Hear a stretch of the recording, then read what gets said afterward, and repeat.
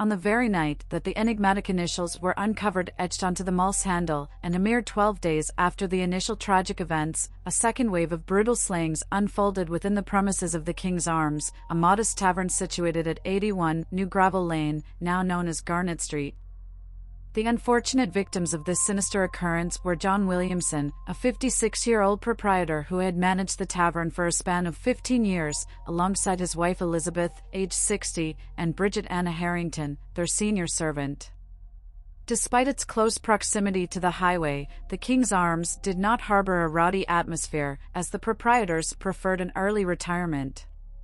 In a preceding encounter that night, John Williamson had communicated to one of the parish constables his observance of a man in a brown jacket lurking suspiciously around the vicinity, as he eavesdropped at his door. Williamson had enlisted the constable's assistance to apprehend this stranger. Shortly thereafter, the same constable was alerted by a chilling cry of murder. Flocking to the King's Arms, an agitated crowd beheld a partially disrobed figure descending from the upper floor utilizing a makeshift rope of knotted sheets. This disoriented and incoherent man was identified as John Turner, a lodger and journeyman who had occupied the establishment for roughly 8 months. The gathering of onlookers forcibly breached the tavern doors, revealing the lifeless form of John Williamson sprawled on the steps leading into the taproom. His visage bore the marks of a merciless beating, his throat cruelly slit, with an iron crowbar resting beside him. While the crowbar was implicated as the instrument responsible for his severe injuries, a more incisive implement had been employed to slash his throat and sever nearly one of his hands. The lifeless bodies of Elizabeth Williamson and the maid were subsequently discovered within the parlor, their skulls brutally shattered, and their throats similarly violated. Notably, the maid's position, her feet beneath the grate, suggested that she had been struck down while tending to the morning fire. The mistress's neck, in turn, had been subjected to a ruthless severing. Prompted by the shocking scene, the assembled crowd armed themselves and combed through the inn, fervently seeking signs of the culprits. Their exploration revealed the presence of the Williamsons' 14-year-old granddaughter, Catherine Stillwell, nestled in her bed, miraculously unharmed. Given the events that had unfolded a mere 12 days prior at the Moore family residence, Catherine's untroubled slumber amidst the horrific events remained nothing short of astonishing. The lifeless bodies were respectfully arranged upon their respective beds, and the young girl was safely transported to alternative accommodations. Tolling fire bells summoned volunteers to action, and access to London Bridge was promptly restricted. As per eyewitness accounts describing a tall individual loitering outside the tavern earlier in the evening, adorned in a distinct Flushing coat, several Bow Street runners were mobilized in a fervent pursuit of the elusive murderer. John Turner, for his part, claimed to have vociferously cried out for assistance, allegedly driving the assailant away from his grisly deeds. Turner also asserted having witnessed the tall figure near Mrs. Williamson's body, albeit his account carried an air of suspicion, and his veracity was not immediately accepted. The mode of entry into the premises was found to be an act of force applied to the cellar flap. Furthermore, evidence of an open window bearing traces of blood on the sill indicated the escape route employed by the unknown assailant. The imprint of a foot in the mud outside appeared to corroborate this escape path.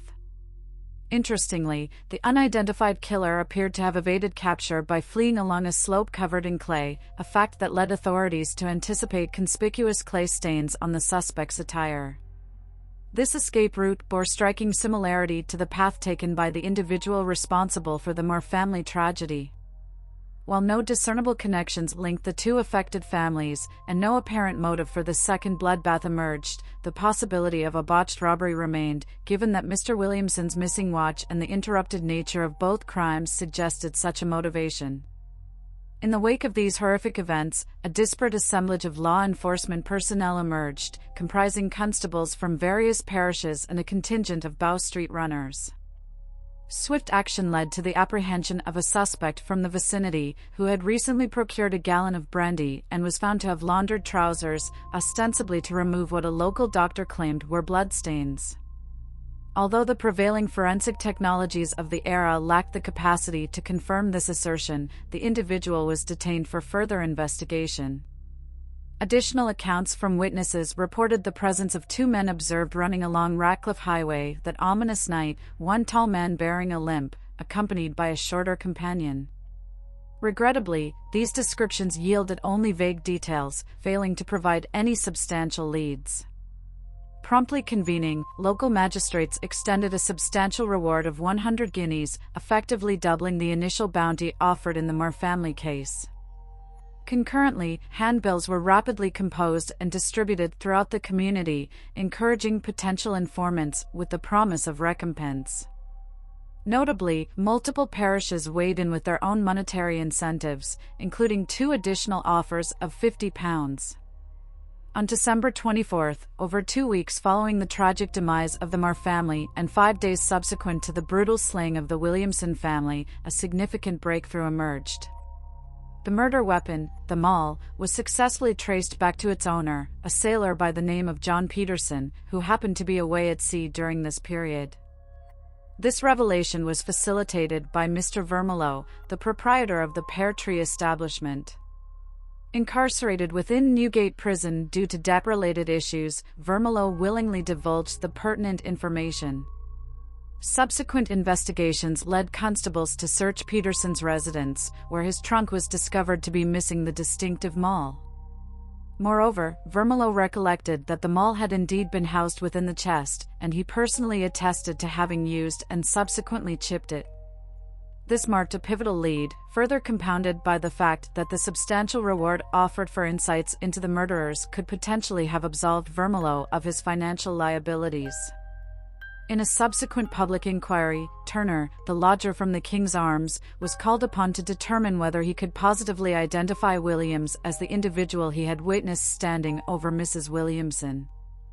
Although Turner was unable to definitively confirm Williams's involvement, he did acknowledge familiarity with Williams from previous visits to the tavern. An additional dimension emerged when Williams's laundress was summoned to ascertain if she had laundered any garments stained with blood.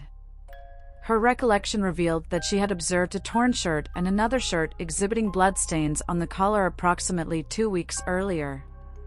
This blood was consistent with that of bloody fingers. Her assumption was that Williams had been embroiled in a physical altercation. Subsequent to the Williamson murders, Williams had not commissioned any laundry services from her. Williams contended that the torn and bloodied shirts resulted from a brawl ensuing from a card game, yet his assertion was met with skepticism by the magistrates, prompting his return to prison. A confluence of circumstantial evidence pointed toward Williams. He had seized an opportunity to obtain the maul, experienced an increase in funds subsequent to the crimes but not before, had returned to his quarters shortly after the perpetrator had fled the scene of the second massacre, and was in possession of blood-stained and torn shirts. Despite endeavors to connect the maul to Williams and ascertain the presence of bloodstains on his attire, the judicial proceedings were constrained by the absence of advanced forensic techniques. In this context, substantial weight was assigned to the accounts of eyewitnesses, thus shaping the course of the legal deliberations. Williams' fate was sealed without the unfolding of a trial. On the 28th of December, he employed his own scarf as a means of hanging himself from an iron bar within his cell. This tragic self-inflicted act remained undiscovered until moments before he was slated to appear before the Shadwell magistrates for another hearing.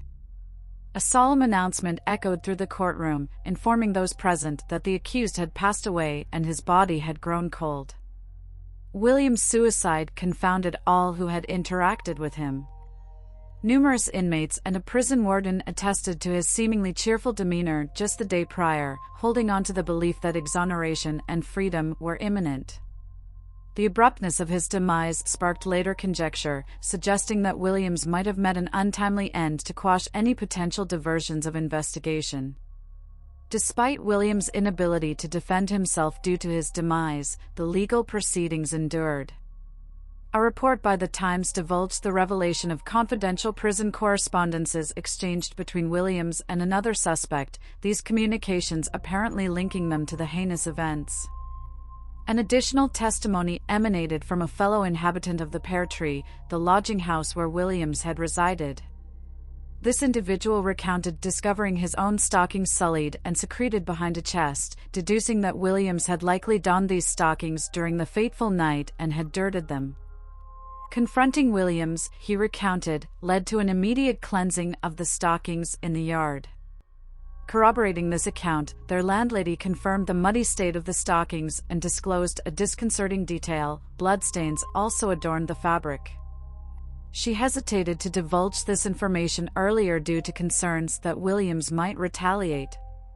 A female witness who possessed intimate knowledge of Williams provided further incriminating insights. She linked him to a chisel that had been definitively traced to the same seaman's chest that held them all. In a conclusive move, the court rendered a verdict of guilt upon Williams for the heinous crimes. His suicide was interpreted as a tacit affirmation of his culpability. Subsequently, cases against other suspects collapsed, and despite Williams' previous lack of association with the Marr family murders, he was now cast as the sole perpetrator responsible for both appalling incidents.